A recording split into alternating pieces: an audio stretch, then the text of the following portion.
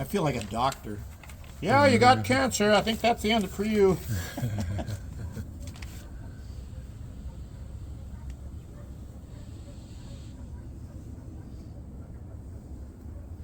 Okay, here's another thing we want to check. We start the bus.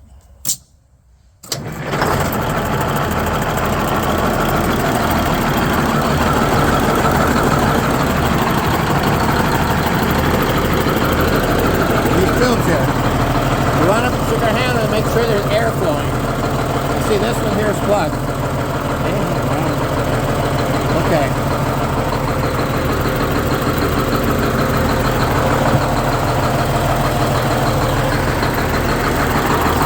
What are those? That vents the blower in excess. It's kind of a bypass. It's important that those always leak, and they put out a drop of oil every so often. They're supposed to, unless there's problems. Like a wastegate on a turbo, like that?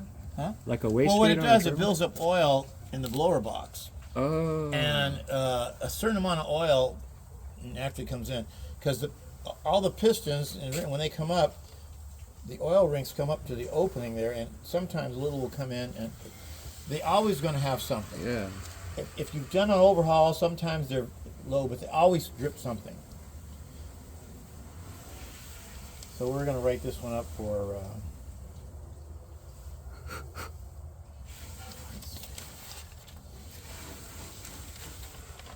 What is this right here? That box. That box is for the dip shift, for the transmission dip shift. Oh, is it? Okay. Let's see, left, lower, tube, plug. No, these only were used on 5301s, on the very early ones when they had the dip shift. And what it did, the throttle turns off, then it shifts. 5303s, the second generation, they did away with it.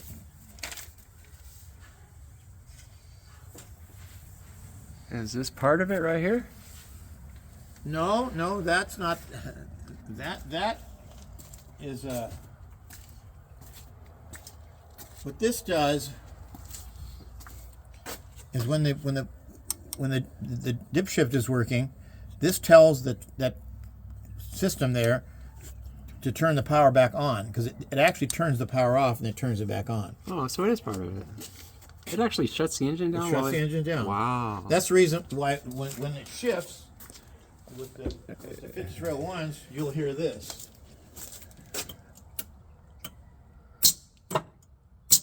It does that every time it shifts. Oh, really?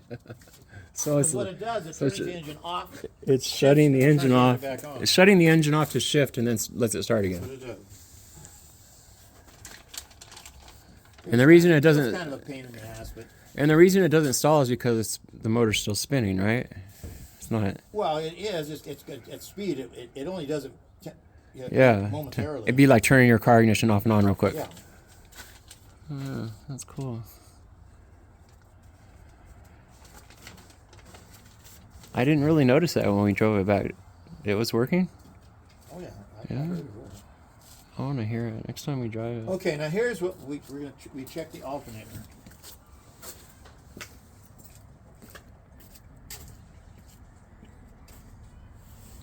Alternator check. Blue check. Blue. Blue. Look at Hunter's dog. Blue, come here. She won't come near this pit. Blue, let's go for a ride. Come on. She also won't go for a ride. In nothing. She's like a ghost of the bus yard. Can't get that dog into a car, truck, bus. Nothing. Where's your ball? I know where it's at. It's in my back pocket. Okay. Now, Where's the ball? when we go to check the alternator, Mr. Efficient here with all this. That's good. All right, to check alternator, and this is pretty standard for all alternators actually. We took the power right here, the main power, and we stick it right here, and any ground. As you see, this 1254 is our voltage, okay? Now we're going to write this down.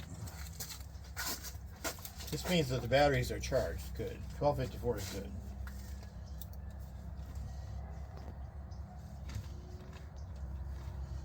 12:54. Now we run the bus at idle. I'm gonna start it. Go ahead.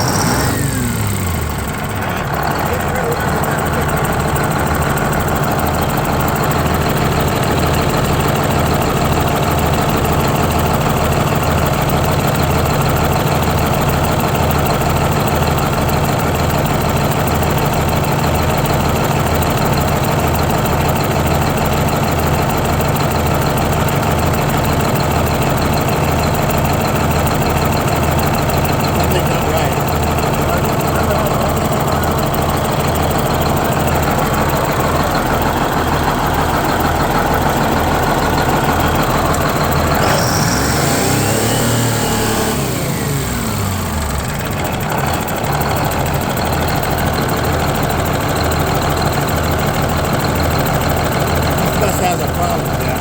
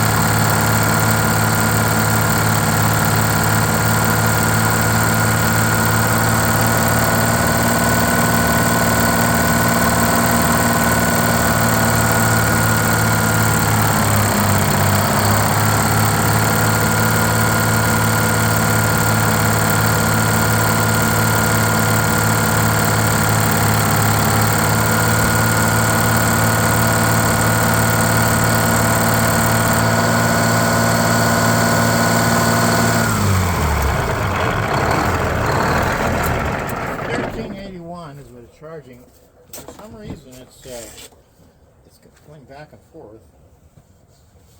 Is that why the generator? That may be just my voltmeter. Is that why the generator light was coming on and off? It's got something. So what we're going to do is we're going to write down 1384. Is that acceptable? But the alternator seems to be coming on and off. So what we're going to do is we're going to write this up. But I mean, is that enough to keep the batteries charged if you were running with the lights on and everything else? It's got a problem. We got to iron out. What should it charge at? About 13.2, 13.6, which it's doing fine. Okay. We'll just say check alternator.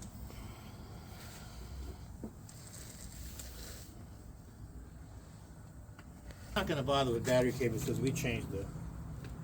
Yeah.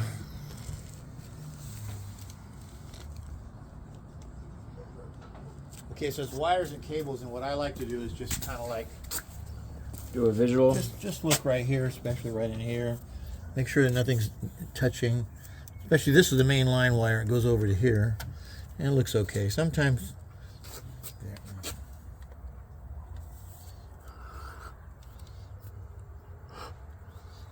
The master turn-off switch. Oh, this just doesn't have it. Okay, this is. 24 of those. Power steering. Okay, this doesn't have power steering. Okay, tranny fluid, trans filters.